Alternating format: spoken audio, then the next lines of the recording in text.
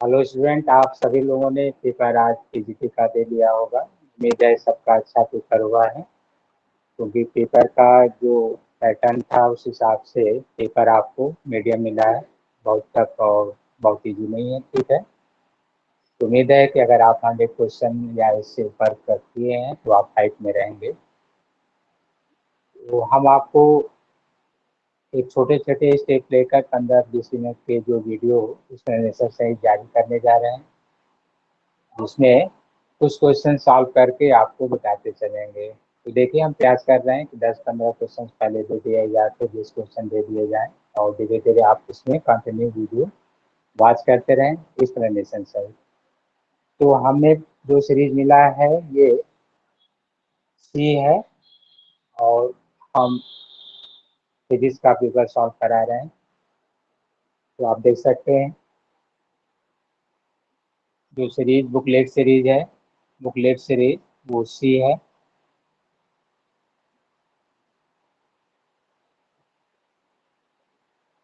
Physics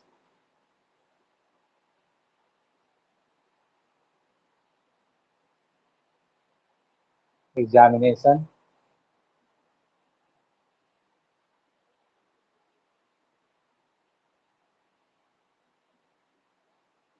तो paper अच्छा आने से या टफ आने से आपको लाभ नहीं मिलता है। अगर वो मीडियम है तो मेरी ढाई जाएगी। ये डिपेंड करता है आपकी तैयारी कैसा है। तो देखिए, इसमें इस सीरीज में जो फर्स्ट क्वेश्चन दिया गया है, क्वेश्चन नंबर 1, हम रीड कर रहे हैं कि एक ट्रायोड वाल्व के लिए आप जानते होंगे म्यू, आर पी और जी एम। इसमें प्लेट रेजिस्टेंस और इसको प्रवर्धक गुणांक अननोन चालकता कहते हैं, म्यूचुअल कंडक्टेंस और कोफिशिएंट ऑफ म्यूचुअल कंडक्टेंस। तो इनमें क्या रिलेशन है? तो mu equal to R P into G M. Explanation के लिए आप कह सकते हैं कि म्यू जो है, जो रेशियो डिफाइन करता है delta D P upon delta we D. यहाँ पर ट्रायोड वाल्व में जो प्लेट और ग्रिड वोल्टेज में परिवर्तन होता है उसके रेशियो को मेजर करता है, where where I P equal to constant ये रखा जाता है। तो आप इसमें delta V P upon delta I P से डिवाइड और मल्टीप्लाई कर लीजिए ऐसे, डेल्टा वी पी। तो ये आप जानते हैं प्लेट रेजिस्टेंस आर पी को शो कर रहा है, तो mu equal to R P, और ये अन्वयन चालकता म्यूचुअल कंडक्टेंस को, तो ये जी एम को शो कर रहा है। तो ये मान होता है mu equal to R P into G M. तो इस तरह से इसमें जो आंसर दे रहा है सी, तो बुकलेट सीरीज जो है, ध्यान रखिएगा बुकलेट सीरीज सी है, और उसमें फर्स्ट क्वेश्चन का आंसर जो आ गया है वो सी है, mu equal to R P into G M. तो आप लोगों ने इसे सॉल्व कर लिया होगा, क्योंकि ये तो प्रचलित है, बहुत ज़्यादा इजी है, सबको क्लियर है। तो आपका आंसर सही आया होगा। चलिए, कभी कभी होता है कि बहुत इजी क्वेश्चन जब वो ऑब्जेक्टिव में थियोरेटिकल होता है तो गलत होने का चांस हो जाता है। जैसे क्वेश्चन नंबर 2 जब आप रीड कर रहे हैं तो इसमें दिया गया है current density equal to sigma into E. बहुत लोग इसके इक्वेशन जानते हैं, सॉल्व करना जानते हैं, लेकिन यहाँ पूछ दिया गया है कि ये इक्वेशन जो है सेलेक्ट किया गया है। तो जब आप इलेक्ट्रोस्टैटिक पढ़ते हैं तो उसमें एक्सप्लेनेशन जो है ओम्स लॉ का आप लेकर I equal to n e A into d d इस तरह से लिख करते हैं, करंट पासिंग थ्रू कंडक्टर। तो यहाँ से जब आप लेकर इसको सॉल्व करते हैं तो ये रिलेशन जो है प्राप्त हो जाता है, अर्थात ये ओम्स लॉ पर डिपेंड करता है, ओम्स लॉ। यहाँ से ओम्स लॉ, वैसे जे को अगर सॉल्व करना होता है तो जे इक्वल टू आप आई बाई ए लिखते हैं, आई बाई ए, आई को आप यहाँ रख दीजिए, n e A into e d by A, तो ए से ये कैंसिल हो जाता है। और इस तरह से आप सिग्मा जो लेते हैं, सिग्मा सिग्मा की वैल्यू क्यू बाई ए, तो यहाँ से आप चाहे तो डायरेक्ट आप सिग्मा का भी यूज कर सकते हैं। ये देखिए, इसको अगर ना हटाना हो तो ये देखिए क्यू है और ये सिग्मा हो जाएगा, तो आप इसको डायरेक्ट सिग्मा रख सकते हैं, सिग्मा। और इस तरह से देखिए यहाँ sigma equal to q by A, तो यहाँ से क्यू ये है, ये सिग्मा यूज कर सकते हैं। और ई का रिलेशन जो है वी डी से, तो वी डी इक्वल टू, जैसे आप डी की वेलोसिटी निकालना चाहें उसका, तो आप ई से रिलेशन ले सकते हैं। फिलहाल डायरेक्ट आप जो टर्म दिया है वो आप प्रूव कर सकते हैं, लेकिन ओम्स लॉ के डेरिवेशन से इसको आसानी से प्राप्त कर लिया जाता है। यहाँ से भी सिग्मा को 1/रो से और रो की वैल्यू आप दे सकते हैं अलग से, R equal to rho L by A से भी, वहाँ से भी प्राप्त हो जाता है। कंडक्टिविटी से भी हो जाता है, मोबिलिटी से भी हो जाता है। तो क्वेश्चन नंबर 3 में आपको ये दे दिया गया है कि radius of orbit of A satellite, कोई सेटेलाइट है उसका रेडियस आपको दे दिया है और स्टेशनरी ऑर्बिट से ये लार्ज है। कोई स्टेशनरी ऑर्बिट आप ले लीजिए, उससे ये लार्ज है रेडियस ऑफ स्टेशनरी ऑर्बिट। और क्या है तो बता रहा है रेडियस ऑफ सेटेलाइट, तो कितना ज़्यादा है तो 16 times of radius of satellite, या स्टेशनरी ऑर्बिट से 16 टाइम्स है जियो स्टेशनरी सेटेलाइट। यहाँ पर जी सेट कर दे रहे हैं, तो radius of satellite is larger than by 16 times of radius of Jio stationery satellite. Jio stationery satellite उसको कहते हैं जिसमें कोई उपग्रह परिक्रमण करते समय उसका परिक्रमण काल पृथ्वी के परिक्रमण काल के बराबर होता है। तो इसका time period of Jio stationery satellite ये 24 आवर होता है। इस तरह से 24 आवर या 1 डे आप कह सकते हैं। यहाँ से फॉर्मूला आपको मालूम है, सेटेलाइट का आप ले लीजिए और यहाँ पर जियो स्टेशनरी सेटेलाइट का आप ले लीजिए। तो रेडियस ये है सेटेलाइट के लिए और ये है जियो स्टेशनरी सेटेलाइट के लिए है, और ये पावर आप लिखते हैं 3/2 ऐसे। ये इसका 16 टाइम्स बताया जा रहा है जैसा कि ये दिखाया जा रहा है, तो इसको रिप्लेस करके रख दीजिए, तो ये मान इससे कैंसिल हो जाएगा। ये जियो जियो स्टेशनरी सेटेलाइट का है, इससे कैंसिल हो जाएगा, तो 16 की पावर 3/2 या 4 की पावर 2 3/2, इसे कैंसिल कर दीजिए, 4 इंटू 4 इंटू 4। इस तरह से time period of satellite is 64 time period of Jio stationery satellite. इसका 1 डे के बराबर है, तो 64 डेज। तो ईजी था, ये तो लिखने में समय लग रहा है, तो आप देख कर ही टिक कर सकते हैं, सॉल्व करना इतना जरूरी नहीं है।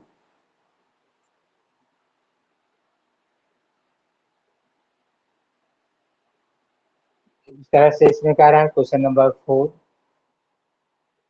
Which of the following is path dependent, इनमें से कौन पथ पर डिपेंड करता है। जल्दी में हम लोग पाथ इंडिपेंडेंट का ही रीड करते हैं, ध्यान देते हैं, तो अक्सर मिस्टेक हो जाता है, क्योंकि जब आप फर्स्ट लॉ ऑफ थर्मोडायनेमिक्स पढ़ते हैं तो internal energy is the path independent, लेकिन आप जब तीनों में लेते हैं जैसे इंटरनल एनर्जी, हीट और इसमें वर्क डन में, तो ये दोनों पाथ डिपेंडेंट होते हैं और ये पाथ इंडिपेंडेंट होता है। तो वर्क को जो है आप पी इंटू डी से शुरू करते हैं और अलग अलग पथ के लिए वर्क का मान अलग अलग प्राप्त होता है। तो यहाँ कह सकते हैं कि ये पाथ डिपेंडेंट है, पाथ डिपेंडेंट। इस तरह से which of the following is path dependent, तो आप कह सकते हैं कि ये डी आंसर दिया गया है, पाथ डिपेंडेंट का है। फिर से याद दिला दें कि ये जो है आपका सेट सी सीरीज सी सॉल्व कराया जा रहा है, जो आज आपका एग्जाम हुआ है 17 अगस्त 2021।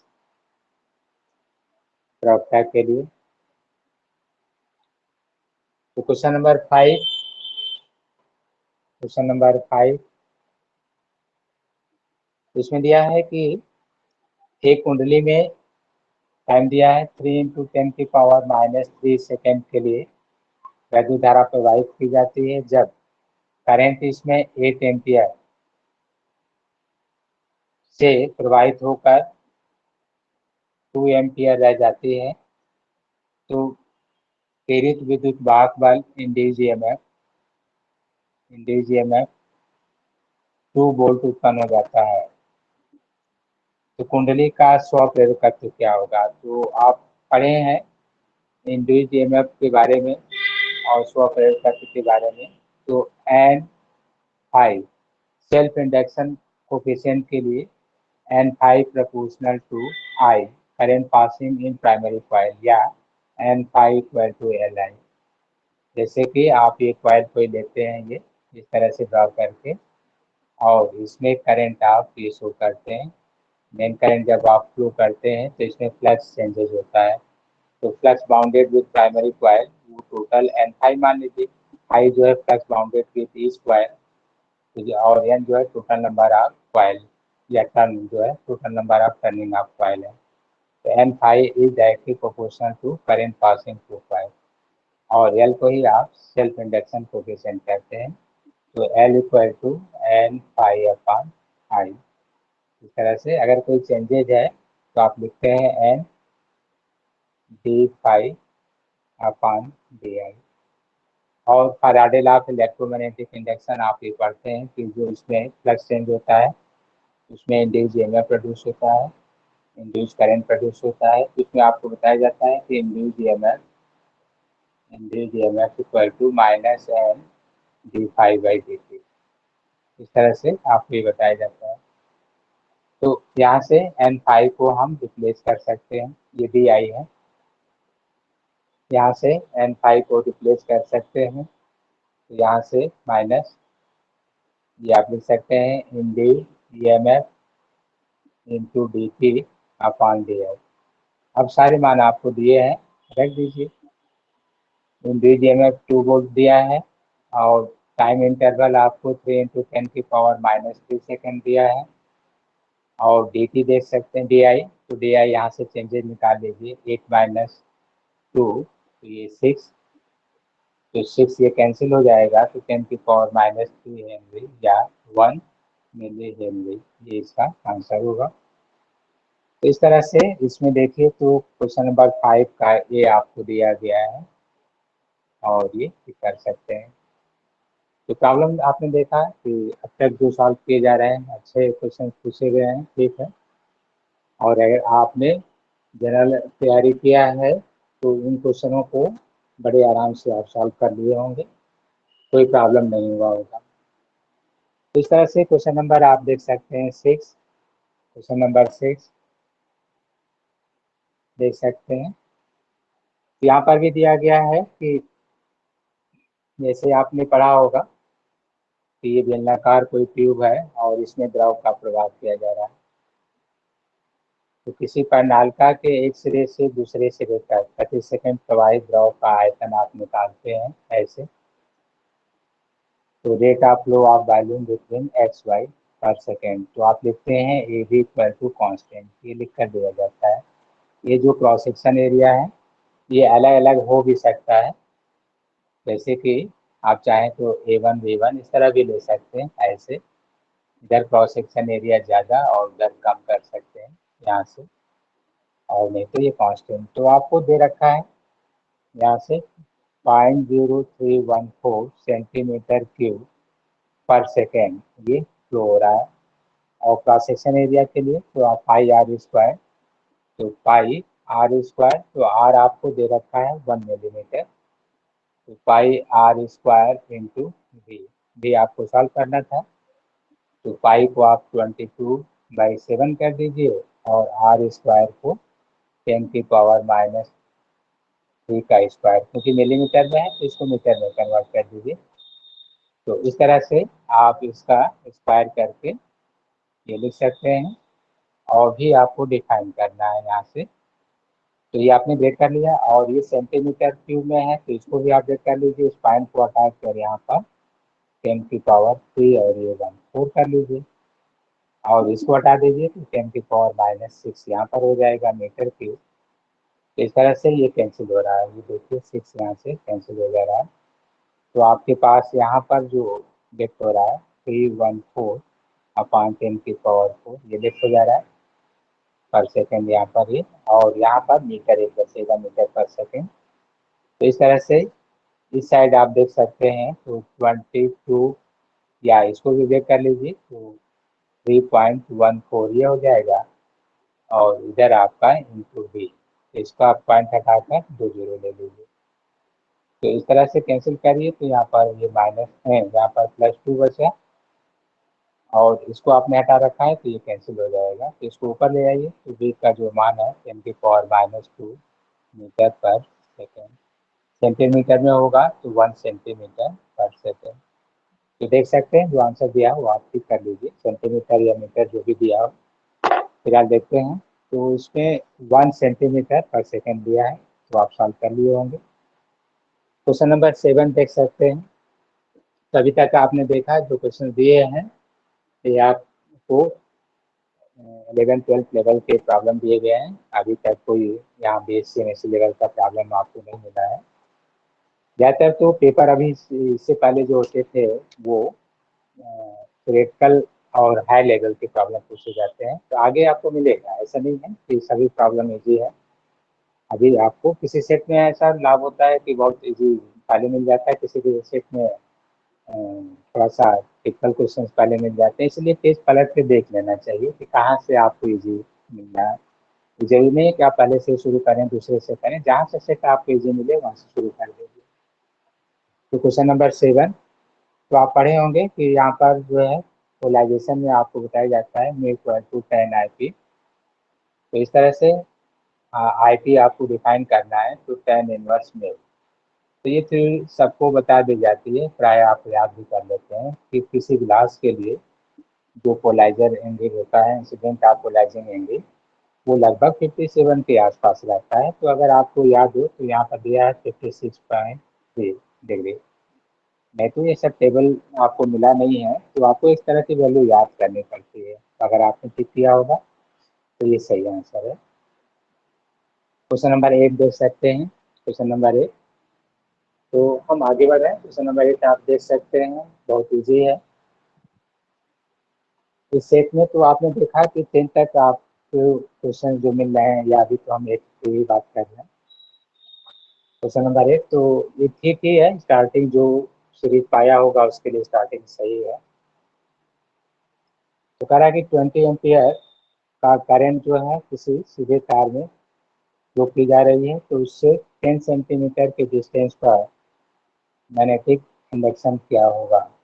तो ये भी इजी है, आप long infinite carrying current conductor wire से r डिस्टेंस पर b की वैल्यू रीड करते हैं, तो μ0/2π I/r आपको रीड कराया जाता है, या μ0/2π को 2 × 10 की पावर आप -7 ले लें। I आपको जो दिया हुआ है इसमें 20 एम्पियर कह रहा है, और R का जो मान दिया है 10 सेंटीमीटर दिया है, तो इसको मीटर में बदल लें, 100 से डिवाइड करिए या यहाँ पर मल्टीप्लाई हो जाएगा। तो इस तरह से आप देख सकते हैं कि यहाँ पर B का जो मान प्राप्त हो रहा है 4 × 10 की पावर -5, 2 जीरो आप कम कर दीजिए, एक यहाँ से कैंसिल हो चुका है इतना, तो 4 × 10 की पावर -5 पिछला। तो इसमें ये आंसर जो दिया हुआ है 7 का 8 का B है, 8 का B आप देख सकते हैं, ये दे दिया गया है 8 का B।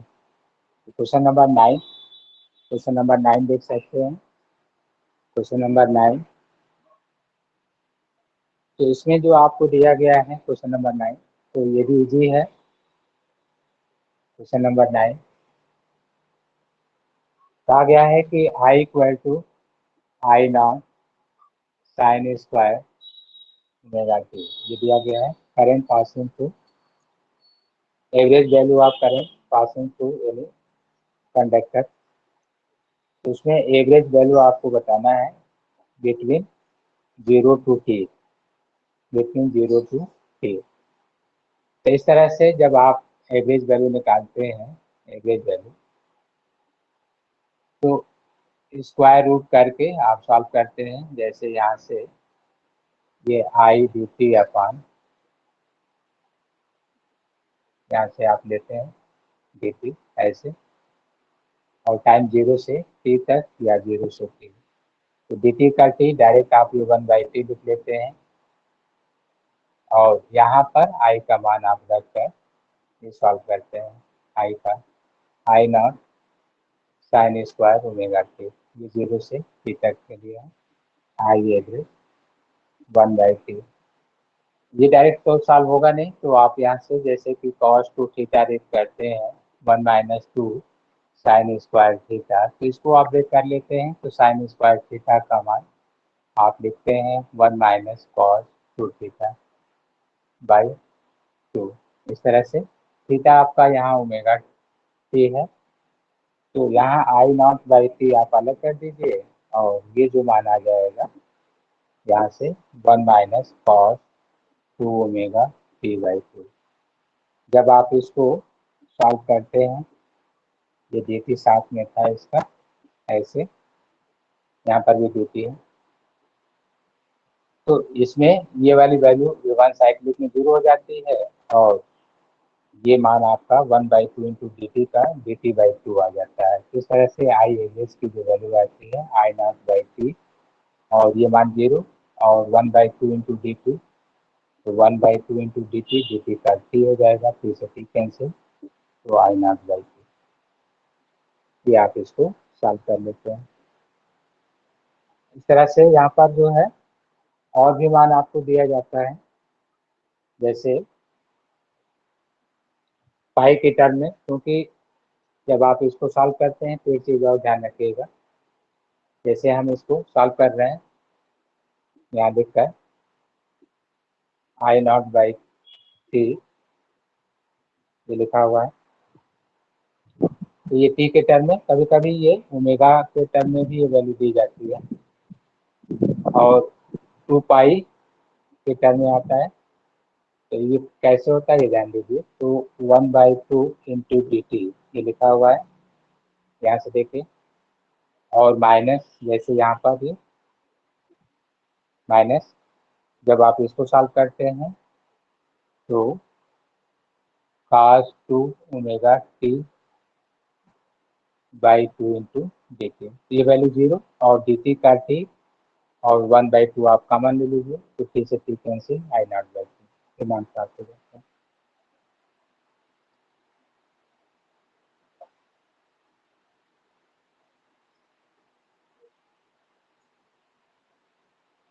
आई आर एम एस की वैल्यू अलग से सॉल्व की जाती है, यहाँ पर डिस्कशन नहीं है, क्योंकि जब आपको I R M S value दी जाती है तो वो अलग मान आता है, ध्यान रखिएगा।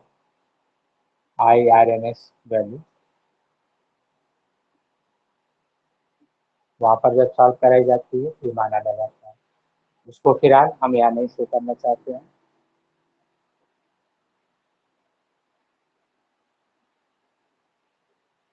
तो क्वेश्चन नंबर 10, तो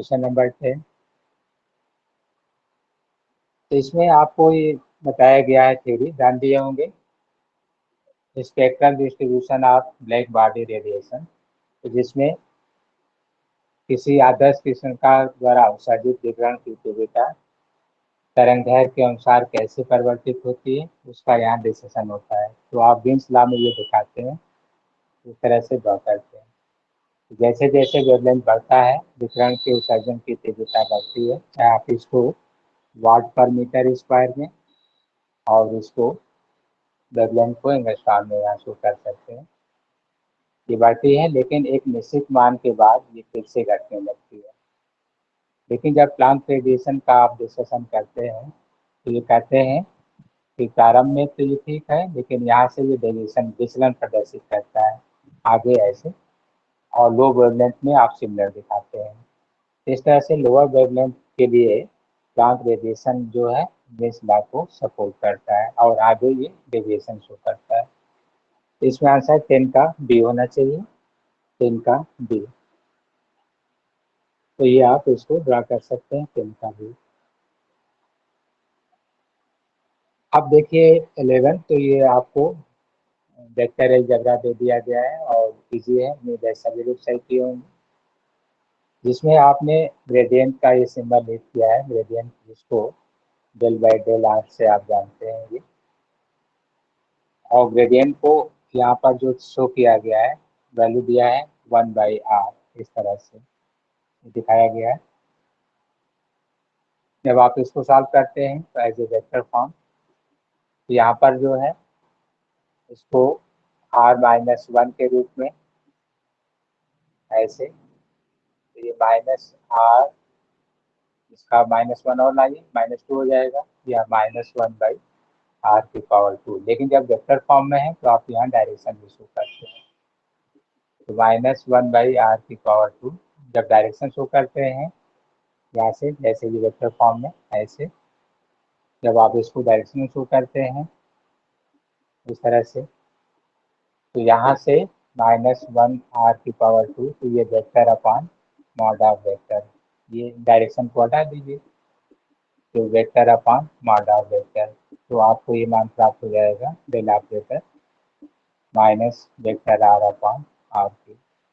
चाहे तो इस पर ऐसे दिखा सकते हैं क्योंकि इसकी नेगेटिव वैल्यू यहाँ पर मॉड लगा हुआ है।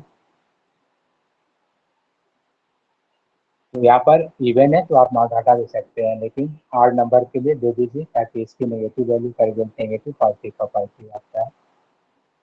हालांकि यहाँ नॉट हटा कर ही दिया है, तो इसमें एक आंसर आपको सी दिया गया है -r अपॉन मॉड ऑफ हटाकर r की, ऐसे दिया गया है। तो इस तरह से क्वेश्चन नंबर 12 भी देख सकते हैं, 11 का सी दिया हुआ है। Question number 12,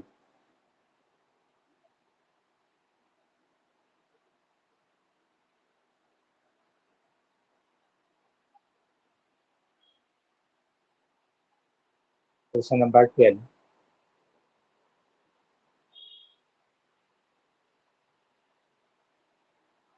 differential equation of 3 dimensional babies. तो इसको जब आप रीड किए होंगे तो ये याद होगा, सिंबल यहाँ पर चेंज कर भी सकता है, आप चाहे यहाँ पर सिंबल जो है आई रख लें, पी रख लें, 1/v², v² जो ये वेव वेलोसिटी है, डेल टू डेल t²। तो ये आंसर आपको दे दिया गया है, इसको तत्काल तो यहाँ समझाया नहीं जा सकता है, ये बाकायदे प्रूफ करना होता है। आप डिफरेंशियल इक्वेशन लिखते हैं उसको प्रूफ करते हैं। जैसे मान लीजिए आपने इक्वेशन लिख लिया y = a sin ω t, इस तरह से लिख लिया, तो इसको आप यहाँ पर d2 dy/dt निकालते हैं, फिर आप d2y/dt² निकालते हैं, तो आपका एक पार्ट ये आ जाता है, और एक पार्ट आपका इधर से फिर से आप सॉल्व करते हैं यहाँ पर del/del t del/del r into Y, यहाँ से ω t माइनस kx ऐसे ले लीजिए, kx या kr जो भी लेंगे, अगर x लिखेंगे तो यहाँ x पर सॉल्व करना होगा। ये देखिए एक बार del/del x और यहाँ पर ये सॉल्व करके रिलेशन देते हैं तो ये मान प्राप्त हो जाता है। यहाँ पर भी जो है वेव वेलोसिटी है। तो ठीक है, आप कर लिए होंगे, उम्मीद है कि ये क्वेश्चन जनरल रूप से सबको तैयार रहता है, तो आपने सही किया होगा।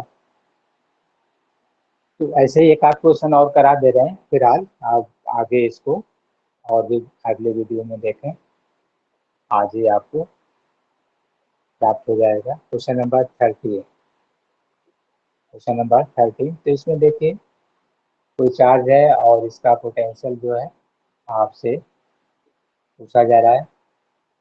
मान लीजिए कि यहाँ से कितने डिस्टेंस पर ये कोई पॉइंट ऑब्जर्व है वो मान लीजिए, और इससे कितने डिस्टेंस पर दिया गया है आपको बताया गया है, जैसे 1 मीटर के डिस्टेंस पर, 2 मीटर के डिस्टेंस पर, फिर 4 मीटर के डिस्टेंस पर, ऐसे रखकर बताया गया है 16 मीटर के डिस्टेंस पर, और इनफाइनाइट आइडेंटिकल चार्ज रखे गए हैं ऐसे।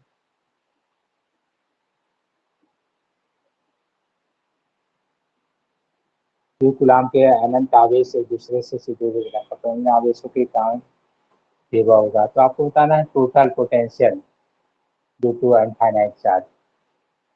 इनके काम टोटल पोटेंशियल किसी पॉइंट पर कहाँ होगा, ठीक है।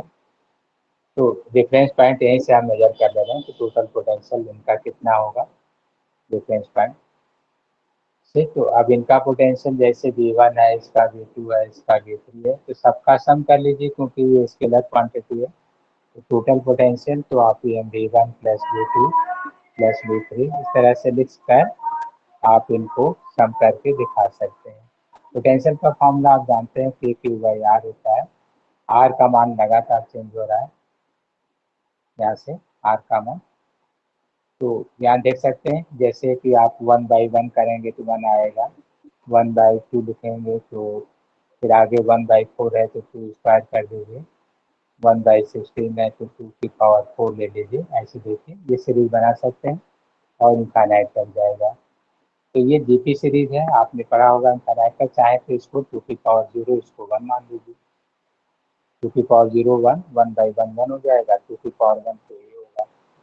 तो आपने इसको देख किया ही है, 1/4 पाई एप्सिलॉन नॉट होता है क्यू, और ये इनफाइनाइट सीरीज की वैल्यू A/1 माइनस आर होती है जीपी की। और आर क्या होता है, तो आर जो है ratio of second term by first, जैसे सेकेंड टर्म ये फर्स्ट टर्म ये, इसको डिवाइड कर दीजिए तो आपको आर मिल जाएगा। ए आपका फर्स्ट टर्म है 1 है, तो यहाँ 1/1 माइनस 1/2, तो आप सॉल्व कर लें तो Q into 2/4 pi epsilon not, यहाँ से Q/2 पाई एप्सिलॉन नॉट, इसे रखकर आप सॉल्व कर सकते हैं। इसमें जो आंसर दिया है सी दिया है, तो आप इसको सी को टिक कर सकते हैं। ऐसे ही जो है आंसर आपको 14 भी दिया गया है, बहुत इजी है। क्वेश्चन नंबर 14, क्वेश्चन नंबर 14 बहुत इजी है। तो इसमें भी आपको ये दे दिया गया है कि a chromatic combination of two thin lenses of focal length f1 and f2 achieve by separation. देखिए पतले दो पतले लेंसों को कितनी दूरी पर रखा जाए तो उनसे क्रोमेटिक एब्रेशन की जो डिफॉल्ट है वो दूर किया जा सके। तो सेपरेशन भी मान लीजिए ये f1 है, ये f2 है, तो d का जो मान आप करेंगे क्योंकि एक ही नेचर के हैं तो ओमेगा तो कैंसिल हो जाएगा, तो यहाँ पर f1 प्लस f2/2 आ जाएगा, क्योंकि आप ऐसे रीड करते हैं f1 ω2 प्लस f2 ω1 अपान ω1 प्लस ω2, क्योंकि ये दोनों इक्वल ही है, एक ही नेचर से बने हुए लेंस है, तो कैंसिल होकर यहाँ 2 आ जाएगा। तो एक chromatic combination of to lenses ये आपको बताया जाता है, हाफ फिल्म लेंसेज। तो देख लीजिए इसमें आंसर जो है आपका बी दिया हुआ है, 14 का बी। तो ऐसे क्वेश्चंस हैं। तो इस तरह से आप देख रहे हैं कि जिन्होंने 100 के आसपास किया हो वो भारत में रहेंगे और 100 प्लस वाले तो सिलेक्टेड होंगे। ऐसे 15 भी हम वेट कर दे रहे हैं, और ये टीजीटी में आया हुआ क्वेश्चन है, रिपीट भी हुआ है। Newton's law of cooling is the special case of, तो उसमें भी हमने कहा था कि स्टीफन बोल्ट्जमैन लॉ से लिया गया था, तो यहाँ पर भी केवल नाम एक ही दिया है स्टीफन्स लॉ, तो आप भी कह सकते हैं स्टीफन्स के नियम से लिया गया था। तो इसमें 15 का ये है, 15 का ये है। तो ऐसे ही क्वेश्चन है। 16 भी इजी है, आप चाहें तो इसको 16 को भी दे सकते हैं। क्वेश्चन नंबर 16 16 ऐसे भी रीड कर सकते हैं, तो इजी है। दिया गया है कि अ कॉइल हैविंग इंडक्टेंस, तो इंडक्टेंस की वैल्यू दे दी गई है 0.15 mA, एंड रेजिस्टेंस भी दे दिया गया है 15 ओम दिया गया है। ये resistance is connected across 220 volt और 50 हर्ट्ज। वोल्टेज भी दिया गया है 220 वोल्ट और फ्रिक्वेंसी भी दिया हुआ है 50 hertz. Compute the current in the coil, तो आप जानते हैं कि इस तरह से जब आप कोई कॉम्बिनेशन लेते हैं कॉइल और रेजिस्टेंस का एसी सोर्स में, ऐसे